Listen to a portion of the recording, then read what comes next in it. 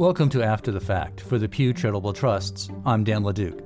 Over the past year, we've been exploring how Americans are trying to find ways to build and restore a sense of community in their neighborhoods and across diverse religious groups, and how Pew and other organizations are working to strengthen democracy by helping government be more responsive to the public. And in these polarized times, that led us to an important question we wanted to try to answer. How do we talk to each other when we don't agree? And that led us to another question. Just how far apart are we? That brings us to our data point for this episode. Both Democrats and Republicans imagine that almost twice as many of their political opponents hold more extreme views than they really do. More in Common, a group who is helping people with differing views tackle shared challenges, calls this America's perception gap.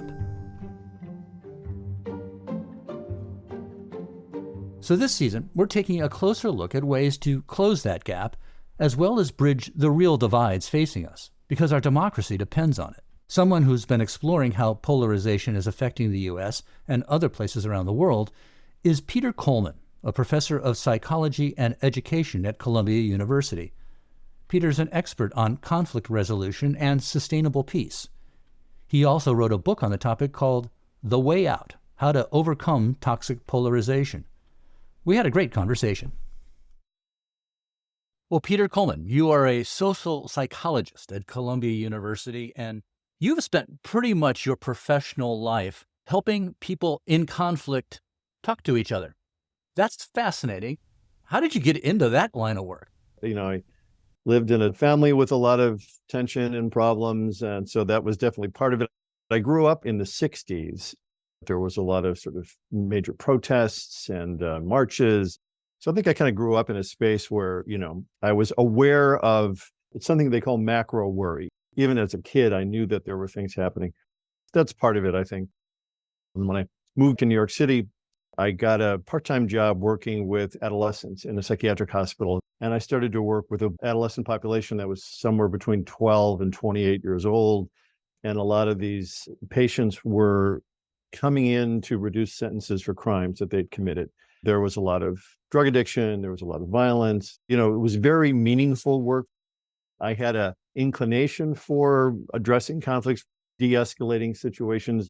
When I went to Columbia, I found a professor, Morton Deutsch, who was an eminent theorist in conflict and peace. And I really took to his work, and then eventually got my PhD there and stayed on faculty, and I'm still there today. You're starting, I hate to say it, sort of street level, right? Your career has gone to expand to international mediation. What are the similarities from the skills that you learned there that you're taking into your professional life now? In conflict resolution, there are some basic skills that scale to your family, to your friends. We teach problem solving to kindergartners, sort of a pattern of problem solving. And then by third grade, they recruit mediators, student mediators, and they teach them basic skills of how to bring people together and get them to sort of be respectful and talk through problems. And those same guidelines, when you go into situations that are dangerous or very complicated, you really need to have local expertise, local understanding. But it does come down to some basic skills. Can you establish trust and rapport with people? Can you, again, provide a presence that brings down the temperature, right? Because there are certain things you can do physically that either, make people more anxious and nervous or don't, right? There are basic skills that you can develop that help whatever level you're working at. Can you tell us about the current nature and magnitude of polarization in the U.S.? Well, I guess to get to the punchline, I am mindful of what American historians and political scientists are seeing, and they're seeing clear parallels between the 1850s in America just before the U.S. Civil War and today. And they're highly concerned about the sustainability of our democracy and the odds of another type of civil war, not a civil war with, soldiers in uniform standing in a field, but more about violent militant groups taking action themselves, more like terrorist cells, anti-government groups that are organizing around the country. The major concern that I have is that level of political violence reaching a tipping point. We started to see increasing political enmity and hate start to increase about the late 1970s.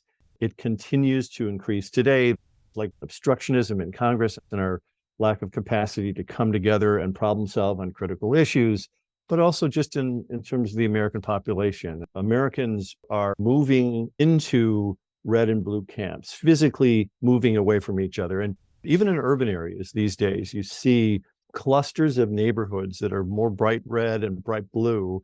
We're moving away from each other physically, which means we lessen contact, day-to-day kind of relationships with people on the other side.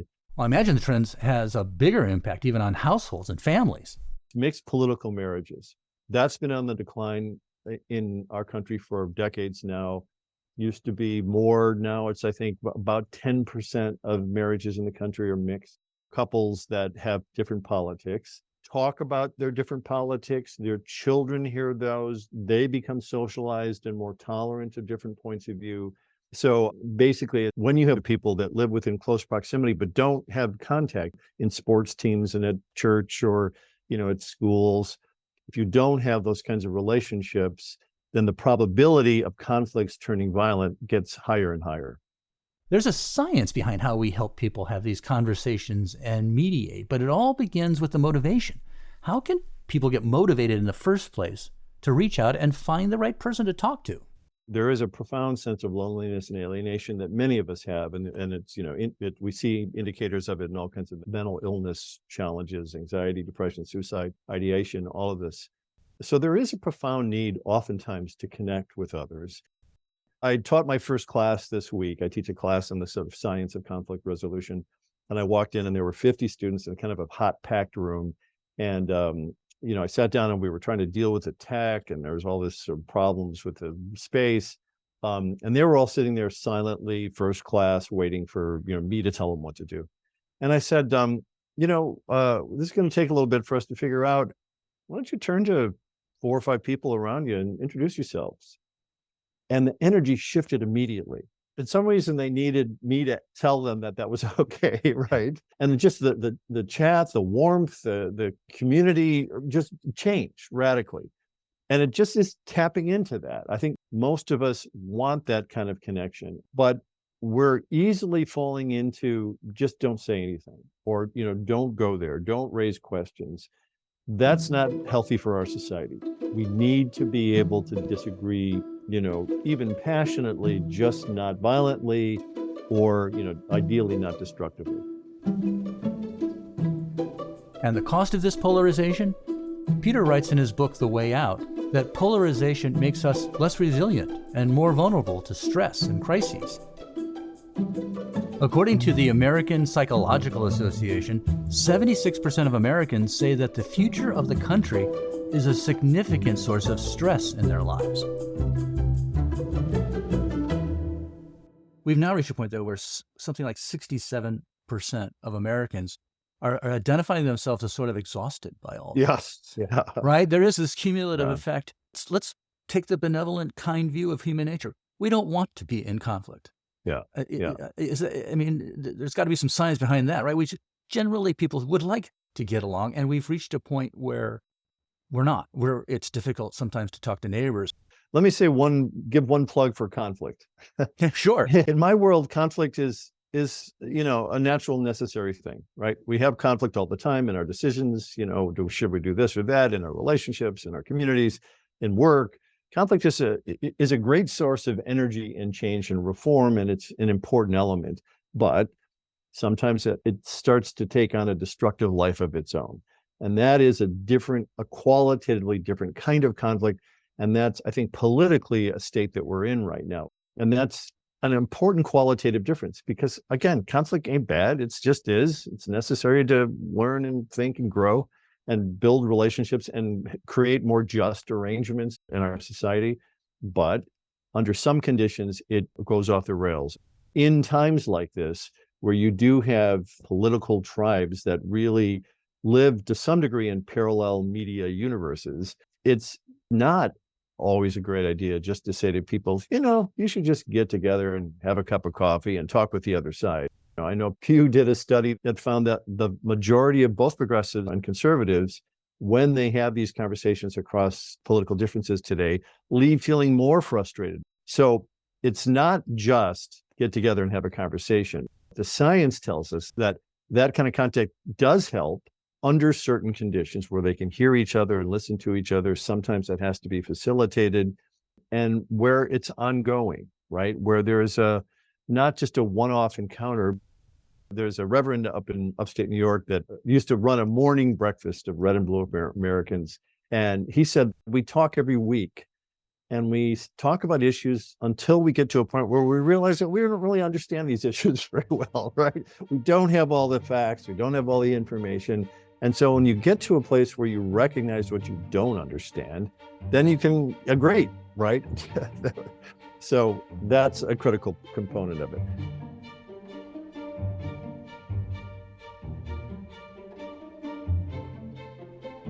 Peter talked about an initiative called Starts With Us, which offers a step-by-step approach with weekly challenges to bridge divides among those with different political opinions from your own. One challenge they pose encourages participants to look at the divides they can bridge in their own lives. Doing so involves being honest about your own thoughts on issues and within groups of people who hold similar beliefs, and among those with differing views. He stressed the importance of taking a close look at your own ideas and assuming goodwill among those with different values. Peter told me about how he applied these conflict resolution principles in his own life, and the results surprised him. One of the weeks says, reach out to somebody you've been alienated from politically. In the context of this challenge, I decided I had to do it myself. And so I thought about who am I feeling most alienated from. And there's a gentleman in my building here. I live in the Upper West Side of New York. And I've known him a long time. I've seen him as a father and a grandfather. And, we've chatted through the years on the elevator, basically.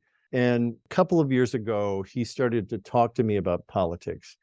And the things he said, I thought he was so far out of my reality. And I felt like he was just doing it to be provocative. And so I thought, I'm out. And so for about a year, I just avoided him and conversations with him.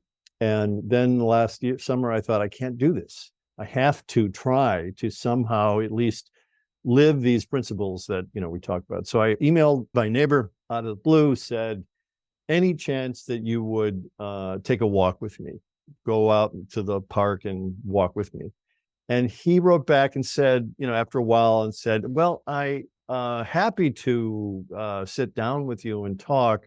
Like, what's up with the walk? Why do we have to move? Are you CIA? Are you, is there going to be surveillance here?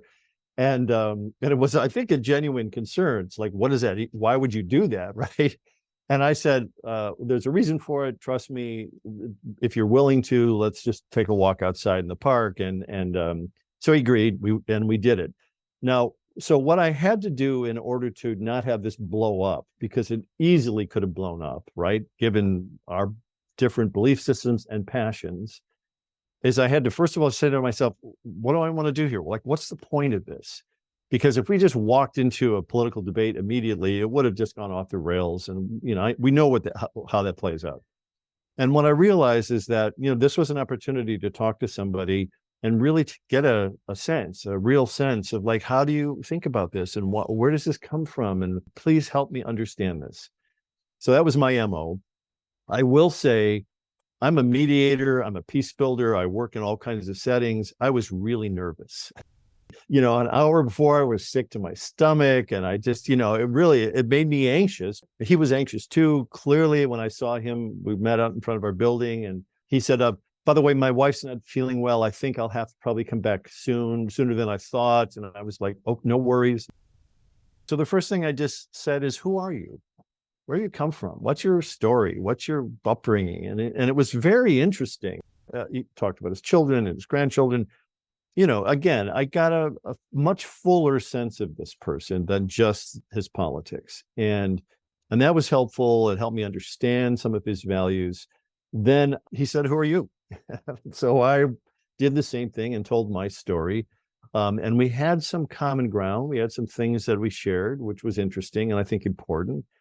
And then I just said, can you explain to me why this approach to politics is so important to you? Help me understand. And that's an important question. And he did.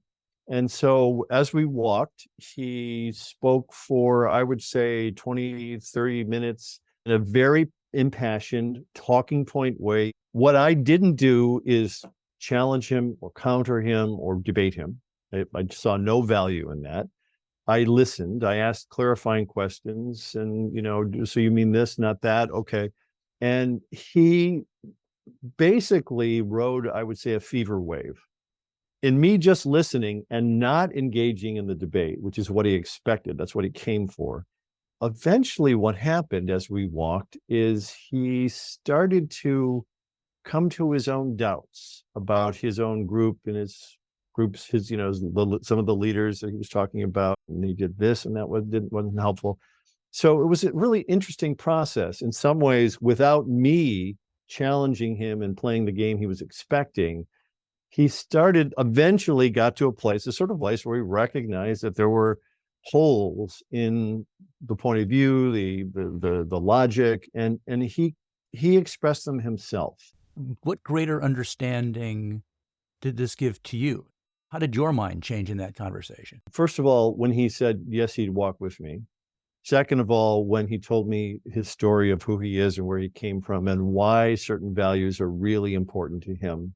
And then again, part of, to be just very honest, him coming to his own points of not confusion, but ambivalence about his politicians, their actions, their positions, was to me heartening, because we all have these, right? And frankly, we don't talk about them even in our own groups these days. We don't talk about our ambivalences about our side. And so to have him do that, to me, opened me up, right? It really did. My objective was not to change his mind. I felt like there was no chance of that, right? That was not going to be a winning approach. And so my objective was to really try to understand and learn. As we were walking, that we had agreed to about an hour, at some point we started to head back towards our building. I said, we're heading back home. We should probably get there. Your wife might need you. And he was like, no, we can walk a few more blocks. So at this point, both of our anxieties had come down. Some of our illusions or our dread, our sense of the worst case scenario had changed. I will say that we've continued to talk. We met again this summer. We sent each other kind of articles. And so did this radically change his political point of view and mine? No, but it definitely was a human experience with somebody who has very different beliefs. What do you think made the conversation and connection with your neighbor effective? It's not a magic bullet, but what I just described was basically the principles from the book that science tells us matters. If you're going to do this, do it with intention, reflect on what you're trying to do it in a way that can ideally open you both up and not shut it down immediately. So avoiding politics oftentimes is a great place to start. Just, making some kind of connection. Physically moving together, right, is something that we're finding in research, is that one of the things that helps is for people to get up and move physically outside, side by side. There's something about that where you actually have neurological connections, like mirror neurons start to sync, you get in sync.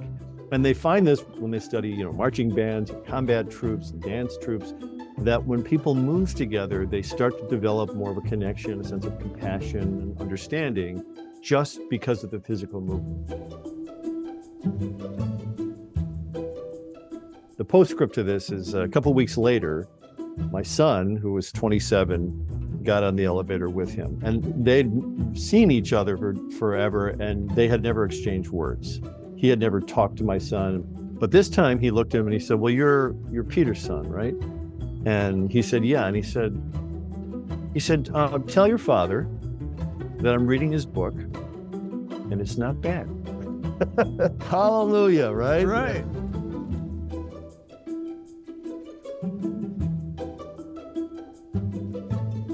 We hope you'll join us next time as we continue exploring ways to bridge divides and what the numbers say about what we can agree on. Thanks for listening. For the Pew Charitable Trusts, I'm Dan LeDuc, and this is After the Fact.